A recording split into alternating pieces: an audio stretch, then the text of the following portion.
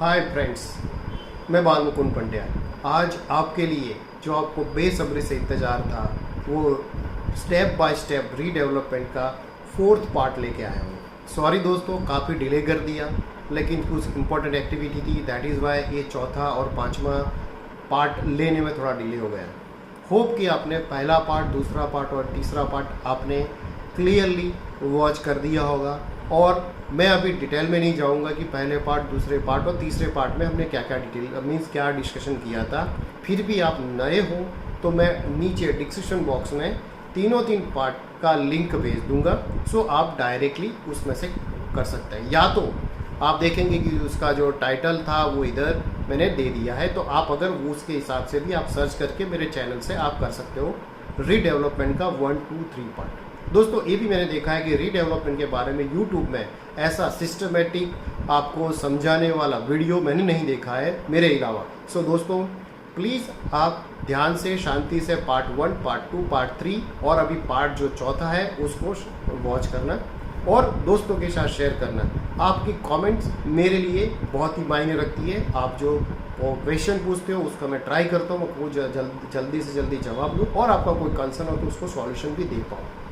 दोस्तों before start, अगर आपने मेरे चैनल को सब्सक्राइब नहीं किया तो सब्सक्राइब कीजिए, लाइक कीजिए और दोस्तों के साथ शेयर कीजिए।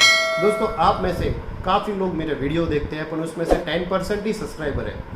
90% जो मेरे व्यूअर्स हैं वो सब्सक्राइब अभी तक मेरे चैनल को नहीं किया है। तो दोस्तों मेरे चैनल को सब्सक्राइब कीजिए, लाइक कीजिए और बेल आइकन को जरूर दबाना, जिससे मेरे चैनल का जो मेरा वीडियो डाउनलोड करता हूँ वो नोटिफिकेशन आपको सबसे पहले मिले। दोस्तों लीजिए शुरू करते हैं without wasting time step by step redevelopment part 4। ये इतना महत्वपूर्ण है कि हम यहाँ पे सिलेक्शन ऑफ द डेवलपर या तो बिल्डर करते हैं। सारा हमने कर दिया पार्ट 1, पार्ट 2, पार्ट 3। अभी ये पार्ट में हमको सिलेक्शन ऑफ द रीडेवलपर करना है और बिल्डर या तो बिल्डर को करना है। उसके लिए क्या करना है, एक छोटा सा SGM बुलाना है जो रीडेवलपमेंट के लिए काम करती है। इसमें हमने एक जो हमारे हिसाब से बेस्ट जो रीडेवलपर है या तो बिल्डर है उसको सिलेक्शन करना है। फिर एक लेटर ऑफ इंडेंट तैयार करना है जिसमें हमें क्या क्या पॉइंट शामिल करना है उसकी पूरी डिटेल करेगी। That will be agreed by all the members, जो हमने पहले पार्ट 2 और पार्ट 3 में जो डिसाइड किया था उस हिसाब से। इसमें हमें क्या क्या कवर करना है लेट हम ए पार्ट में देख लें। क्योंकि बिल्डर को हम सिलेक्शन करते हैं तो हमारे हिसाब से जो टर्म्स एंड कंडीशन उसको मीन्स एग्रीड होनी चाहिए। सबसे पहला कि जो रीडेवलपमेंट करके आपको नया फ्लैट मिलने वाला है वो पुराने फ्लैट के साइज़ के हिसाब से आपको कितना ज़्यादा या तो कितना कम मिलने वाला है उसकी क्लैरिटी होनी चाहिए।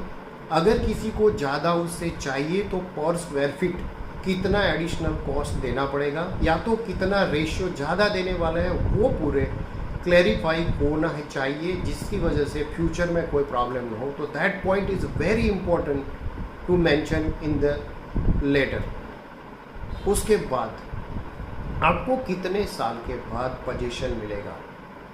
तीसरा पार्ट कि आपको जो ऑल्टरनेट मीन्स एकोमोडेशन मिलने वाला है उसका वो टाइम फ्रेम उसके साथ मैच होना चाहिए कि जब तक आपको नया मकान तैयार करके नहीं मिलेगा तब तक का भाड़ा जो है और कितना भाड़ा वो क्लियरली मेंशन होना चाहिए। वो भी फ्लैट ओनर वाइज या तो नाम वाइज एक आपका पूरा इंडेक्स रहेगा कि flat number so and so उसका नाम, उसको इतना रेंट मिलेगा। क्योंकि कई बार क्या होता है रीडेवलपमेंट में रीसाइज भी होती है, ज़्यादा भी होता है, बड़ा भी होता है। क्योंकि नया जो डेवलपमेंट करोगे आपके डिज़ाइन के हिसाब से या तो डेवलपर के हिसाब से कितना होना चाहिए वो आपने डिसाइड कर दिया, उस हिसाब से आपका सिलेक्शन का मौका भी दिया जाता है और हिसाब से अगर एडिशनल चाहिए तो आपको देना पड़ता है। चौथा इम्पोर्टेंट पॉइंट कि आप जो मकान में से शिफ्ट होके दूसरे जो आपको ऑल्टरनेट दिया जाएगा उसका रेंट तो वो देगा, कितना देगा होगा, उसके साथ उसका जो सामान लगेज का शिफ्टिंग का चार्जेस भी उसमें देना पड़ेगा, वो भी मेंशन करना। और दूसरा कि जब आपको वापस नया मकान मिलेगा तो वो मकान से, रेंट वाले मकान से वापस आने के लिए जो भी शिफ्टिंग है वो दोनों का शिफ्टिंग का चार्ज भी उसमें ज़रूर से शामिल करना है। तो ये इम्पोर्टेंट चीज़ इसलिए थी कि बाद में कोई डिस्प्यूट ना हो, बिल्डर कोई आपको कंप्लेंट मीन्स कोई सोसाइटी में मेंबर्स आपको कोई कंप्लेंट ना करे, उसके लिए सारी चीज़ का क्लैरिटी होना जरूरी है, क्योंकि मनी इन्वॉल्व है।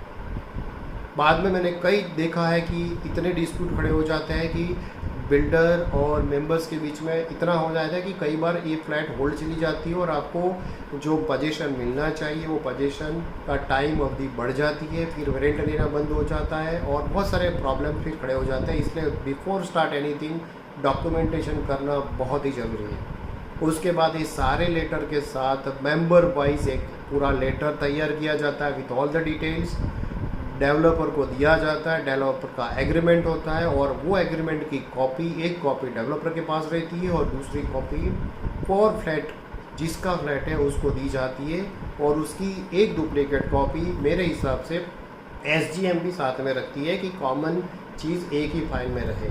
तो दोस्तों ये पार्ट 4 था। अगले पार्ट जल्दी लेके आऊँगा कि उसके बाद हमें लेटर ऑफ इंटेंट में क्या करना है, आगे क्या क्या प्रोसेस करनी है और कैसे आगे बढ़ना है, और सोसाइटी को हैंडओवर रीडेवलपमेंट के लिए कैसे करनी है। थैंक यू दोस्तों। आपको कैसा लगा है पार्ट ज़रूर से शेयर करना, लाइक करना और दोस्तों के साथ शेयर करना। थैंक यू दोस्तों।